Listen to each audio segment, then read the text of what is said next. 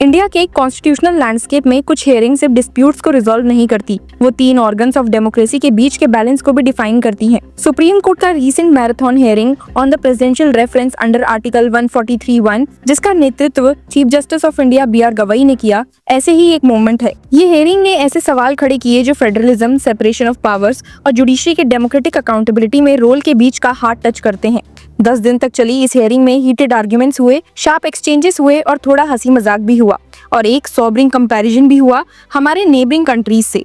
और अंत में 11 सितंबर 2025 को कोर्ट ने अपना जजमेंट रिजर्व कर लिया। लेकिन उससे पहले चीफ जस्टिस ऑफ इंडिया ने ऐसे सवाल उठाए जो शायद सालों तक भारत के डेमोक्रेटिक आर्किटेक्चर को हॉन्ट करेंगे। स्टेक्स यहाँ बहुत बड़े थे। प्रेसिडेंट द्रौपदी मुर्मू का रेफरेंस सुप्रीम कोर्ट से पूछता है कि क्या जुडिशरी, गवर्नर्स और प्रेसिडेंट को टाइमलाइंस प्रिस्क्राइब कर सकती है जब वो स्टेट लेजिस्लेचर के पास किए गए बिल्स कंसीडर कर रहे हों। प्लेन टर्म्स में, क्या कोर्ट प्रेसिडेंट और गवर्नर्स को बोल सकती है कि डिसाइड फास्ट, लोगों की विल को पेंडिंग मत रखो। ये सवाल 8 अप्रैल के तमिलनाडु गवर्नर केस के बाद आया, जहां एक 2 जज बेंच ने इफेक्टिवली डीम कर लिया था कि बिल्स एसेंटेड हैं आर्टिकल 142 के अंडर, क्योंकि गवर्नर ने उन्हें पेंडिंग रखा था। इस वर्डिक्ट को कुछ लोगों ने सेलिब्रेट किया क्योंकि इसने लेजिस्लेटिव सॉवरेनिटी प्रोटेक्ट की, और कुछ ने कंडेम किया कि ये जुडिशियल ओवररीच है। अब प्रेसिडेंट मुर्मू का रेफरेंस इस एक पैन इंडिया सवाल पर बन चुका था। 19 अगस्त से शुरू हुई इस हेयरिंग के पहले ही दिन chief justice of India B.R. Gavai ने क्लियर कर दिया था कि ये सिर्फ तमिलनाडु या केरला का प्रॉब्लम नहीं है। The issue affects all the states. The Supreme Court is concerned with the entire country.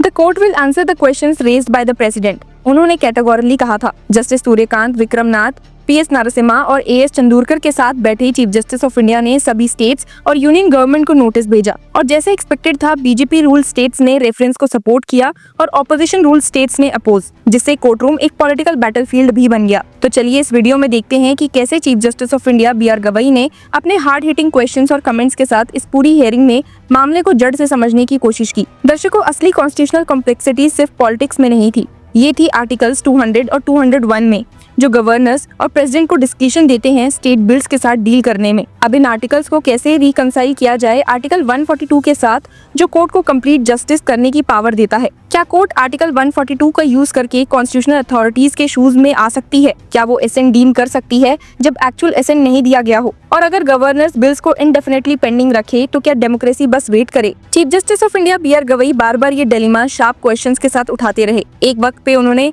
Haunting question पूछा that I have been publicly stating that I am a firm believer in the principle of separation of powers, and though there should be judicial activism, it should not turn into judicial adventurism. But at the same time, if one side of the democracy fails to discharge its duties, will the court, which is the guardian of the constitution, remain powerless and sit ideal with folded hands? इस remark ने एकदम clear कर दिया कि tension है judicial restraint और judicial duty के बीच, और इसने प्रेज भी पाया और क्रिटिसिज्म भी। सॉलिसिटर जनरल तुषार मेहता, जो सेंटर की तरफ से आर्ग्यू कर रहे थे, उन्होंने अपना स्टांस फर्मली रखते हुए कहा और इंसिस्ट किया कि जुडिशरी प्रेसिडेंट या गवर्नर्स को टाइमलाइंस डिक्टेट नहीं कर सकती। The executive and the legislature are also the guardians of the constitution, उन्होंने कहा, और वार्निंग दी कि यहाँ judicial directions separation of powers को वायलेट करेंगे। उन्होंने स्टैटिस्टिक्स भी दिए कि 1970 से लेकर अब तक 17,000 बिल्स में से सिर्फ 20 को गवर्नर ने रोका है और 90% बिल्स 1 महीने में एसेंट कर दिए गए। The governor is not a super chief minister. The right to stop a bill is only in the situation when there is something seriously unconstitutional in it.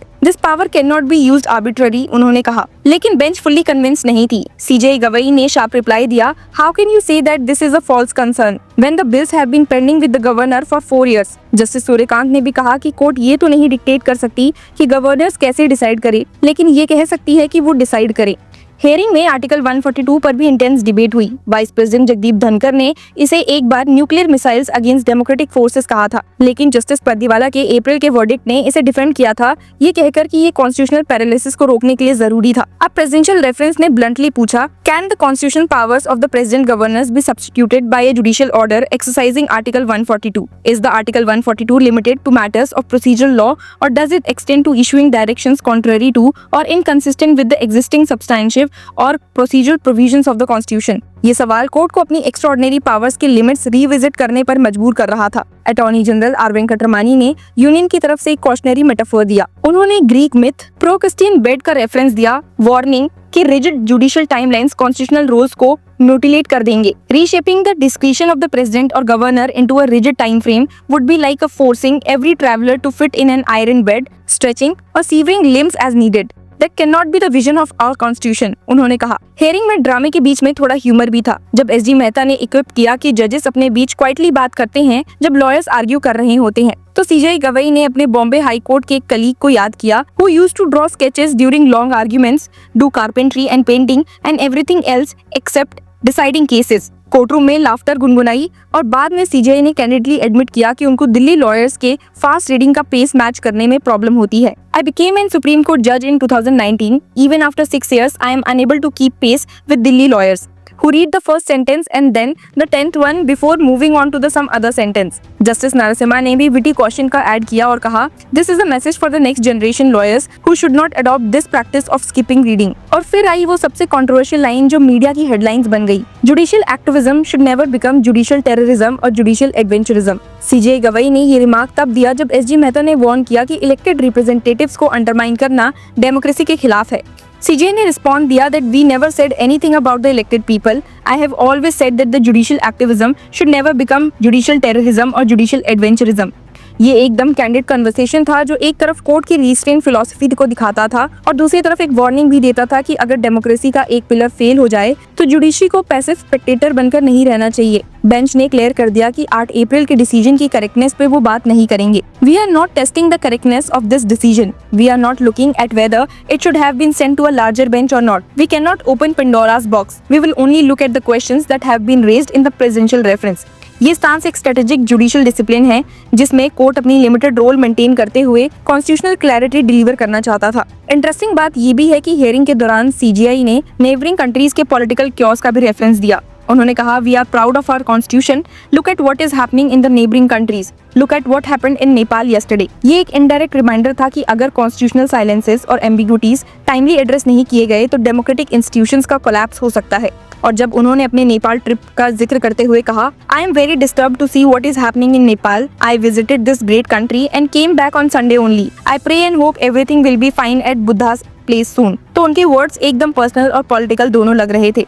अगर कोर्ट सेंटर की side लेता है तो governors और president अपना broad discretion retain करेंगे जिससे future deadlocks risk करेंगे, लेकिन textual separation of powers preserve होगा। अगर कोर्ट ऑपोजिशन स्टेट्स की साइड लेता है तो जुडिशियल टाइमलाइंस आर्बिट्रेरी डिलेस को रेन करेंगे, लेकिन आर्टिकल 142 के थ्रू कॉन्स्टिट्यूशनल रोल्स रीशेप होंगे। दोनों आउटकम्स इंडिया के कॉन्स्टिट्यूशनल पॉलिटिक्स को डिफाइन करने वाले हैं। अब पूरा देश वेट कर रहा है। सुप्रीम कोर्ट ने इंडिया के top legal minds Kapil Sibal, Abhishek Manu Singhvi, K Venugopal, Rakesh Dwivedi, Gopal Subramaniam को सुना, एजी और एसजी को ग्रिल किया, प्रेसिडेंट वे किए और हमारे नेबरिंग के कोलैप्स से भी कंपैरिजन किया। अब जो आएगा वो सिर्फ एक जजमेंट नहीं होगा, वो एक कॉन्स्टिट्यूशनल कंपास होगा हमारे फ्यूचर के लिए। क्योंकि chief justice of India B R Gavai नवंबर में रिटायर होने वाले हैं, तो उम्मीद है कि वर्डिक्ट 2 महीने के अंदर आ सकता है। और जब भी ये वर्डिक्ट फाइनली डिलीवर होगा वो सिर्फ प्रेसिडेंट मुर्मू के सवालों का जवाब नहीं होगा, वो एक बड़ा जवाब होगा कि जब बाकी ऑर्गन्स फेल करते हैं तब क्या इंडिया के कॉन्स्टिट्यूशनल गार्डियंस लोगों की विल को प्रोटेक्ट करने के लिए खड़े हैं या नहीं। आपका इस केस पर क्या कहना है हमें कमेंट्स में जरूर बताइए and keep following law chakra.